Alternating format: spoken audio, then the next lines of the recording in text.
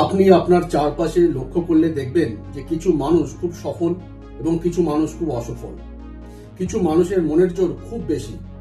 আপনি হয়তো লক্ষ্য করেছেন আপনার মা বাবা সকালে খুব তাড়াতাড়ি ঘুম থেকে উঠে যায়, কিন্তু আপনি তা পারেন না।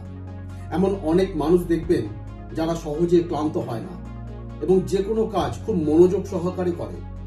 এখন প্রশ্ন হলো, কিভাবে তারা এগুলো করে?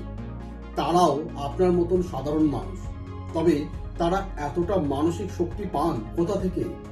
এর মূল কারণ হচ্ছে এই সকল সফল মানুষেরা জানেন যে কিভাবে তাদের অবচেতন মন বা সাবকনসিয়াস মাইন্ডকে নিয়ন্ত্রণ করতে হয় এবং তাকে দিয়ে কাজ করাতে হয়।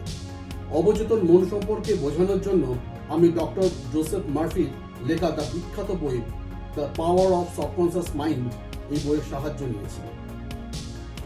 অবচেতন মনের কি শক্তি আছে তার একটা ছোট্ট প্রমাণ বা ছোট্ট উদাহরণ দিচ্ছি। আমাদের মধ্যে অনেকেই আছেন যাদের সকালে ঘুম থেকে উঠতে দেরি হয়। এজন্য আমরা আমাদের বাবা মা বা বাড়ির যারা আছেন তাদেরকে আমরা বলে রাখি, অথবা কোনো বন্ধুদেরকেও বলে রাখি যে সকালে ঘুম থেকে ডাকার জন্য।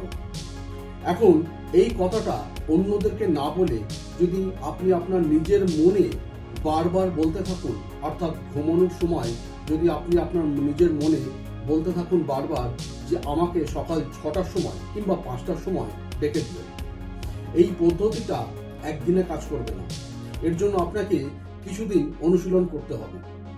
আপনি দেখবেন, আমি 100% শিওর, আপনি দেখবেন একদিন আপনি ঠিক আপনার বলার সময় অনুযায়ী আপনি উঠে যাবেন।